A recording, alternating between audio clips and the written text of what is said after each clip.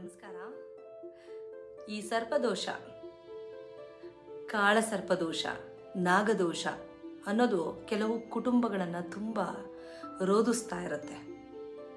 ನಾವು ಪೂರ್ವಜನ್ಮದಲ್ಲಿ ಯಾವುದೋ ಕರ್ಮ ಮಾಡಿದ್ದೀವಿ, ಅದಕ್ಕಾಗಿ ಈ ನೋವನ್ನು ಅನುಭವಿಸ್ತಾ ಇದ್ದೀವಿ ಅಂತ ನಾವು ತಿಳ್ಕೊಂಡಿರ್ತೀವಿ. ಅದು ಒಂದು ಕಡೆ ಆದರೆ, ಈ ಪಿತ್ರಾರ್ಜಿತ ಆಸ್ತಿಯನ್ನು ನಾವು ಪಾಲ್ ತಗೋತೀವಲ್ಲ ಹಿರಿಕರಿಂದ, ಹಾಗೆ ಈ ನಾಗದೋಷನೂ ಕೂಡ ಪಾಲುದಾರರಾಗ್ತೀವಿ. ಹಿರಿಯರಿಂದ ಬಳುವಳಿ ಇದು ನಮಗೆ ಅರ್ಥ ಆಯ್ತಲ್ಲ.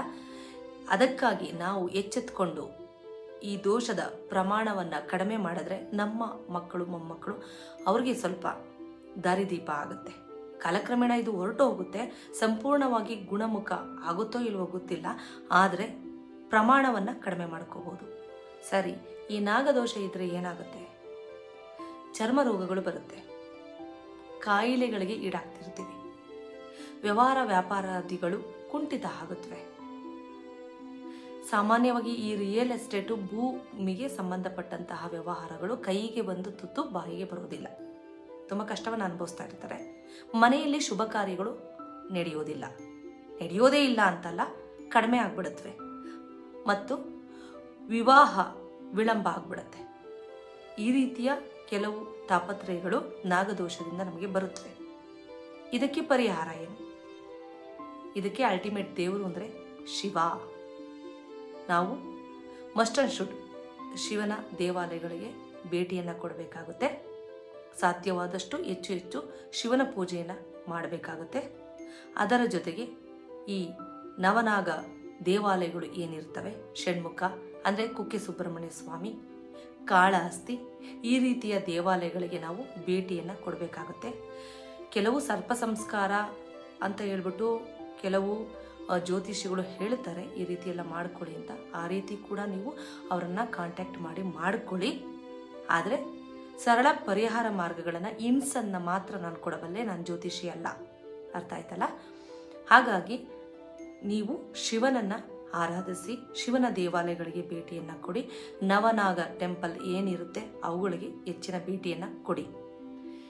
ಮತ್ತೊಂದು ಅಂಶ ಏನು ಅಂದರೆ, ಯಾವುದೇ ಕಾರಣಕ್ಕೂ ನೀವು ಷಣ್ಮುಖ ಸುಬ್ರಹ್ಮಣ್ಯ ದೇವಸ್ಥಾನ ಕಾಳಹಸ್ತಿಗೆ ಹೋಗ್ತಿರಲ್ಲ, ಹಾಗೋಗಿ ಹಾಗೆ ಬರಬಾರ್ದು. ಬೇರೆ ದೇವಸ್ಥಾನಗಳಿಗಾದರೆ ಬೇಗ ನಮಗೆ ದರ್ಶನ ಆಗ್ಬಿಡ್ತು, ಭಗವಂತನ ನೋಡ್ಬಿಟ್ಟು ಮನೆಗೆ ಹೊರಟ್ಬಿಡೋಣ ಅಂತ ಹೊರಟು ಬಂದ್ಬಿಡ್ತೀವಿ. ಆ ರೀತಿ ಆಗಬಾರ್ದು. ಇಲ್ಲಿ ದೇವಸ್ಥಾನಗಳಿಗೆ ಹೋದಾಗ ಕನಿಷ್ಠ ಪಕ್ಷ 2 ತಾಸು ಅಲ್ಲಿರಬೇಕಾಗುತ್ತೆ. 2 ತಾಸುಗಳ ಕಾಲ ಸಾಧ್ಯವಾದರೆ ನೀವು ತಲೆಯನ್ನು ಇಟ್ಟು ಆ ದೇವಸ್ಥಾನದಲ್ಲಿ ಮಲಗಬೇಕಾಗುತ್ತೆ. ಅರ್ಥ ಆಯ್ತಲ್ಲ?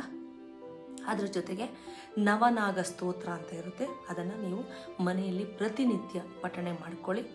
ಎಲ್ಲವೂ ಒಳ್ಳೆಯದಾಗುತ್ತೆ. ನವನಾಗ ಸ್ತೋತ್ರ ಅಂದರೆ ಅದು ಈ ರೀತಿ ಇದೆ: ಅನಂತಂ ವಾಸುಕಿಂ ಶೇಷಂ ಪದ್ಮನಾಭಂ ಚ ಕಂಬಲಂ ಶಂಖಪಾಲಂ ಧಾರ್ತರಾಷ್ಟ್ರಂ ತಕ್ಷಕಂ ಕಾಲಿಯಂ ತಥಾ ಏತಾನಿ ನವನಾಮಾನಿ ನಾಗಾನಾಂಚ ಮಹಾತ್ಮನಂ ತಸ್ಮೈ ವಿಷಭಯ ನಾಸ್ತಿ ಸರ್ವತ್ರ ವಿಜಯೀ ಭವೇತು.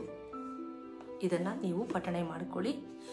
ಜೊತೆಗೆ ಬ್ರಹ್ಮ ವಿಷ್ಣು ಮಹೇಶ್ವರ 3 ದೇವರುಗಳು ಒಂದೇ ವೃಕ್ಷದಲ್ಲಿ ಇದ್ದಾವೆ ಅಂದರೆ ಅದು ಅರಳಿ ಮರ. ಹಾಗಾಗಿ ಅರಳಿ ಮರದ ಪೂಜೆಯನ್ನು ನೀವು ಮಾಡಿ, ಬ್ರಹ್ಮದೇವ ಸ್ವಲ್ಪ ಅನುಗ್ರಹ ಕೊಟ್ಟರೆ ನಮ್ಮ ದೋಷ ಖಂಡಿತವಾಗಿ ನಿವಾರಣೆ ಆಗುತ್ತೆ. ಅರಳಿ ಮರವನ್ನು ಪ್ರದಕ್ಷಿಣೆ ಮಾಡಿ, ಮೂಲತೋ ಬ್ರಹ್ಮರೂಪಾಯ ಮಧ್ಯತೋ ವಿಷ್ಣು ರೂಪಿಣಿ ಅಗ್ರತಃ ಶಿವರೂಪಾಯ ವೃಕ್ಷರಾಜಾಯ ತೇ ನಮಃ, ಈ ರೀತಿಯ ಮಂತ್ರವನ್ನು ಹೇಳ್ಕೊಳ್ಳಿ.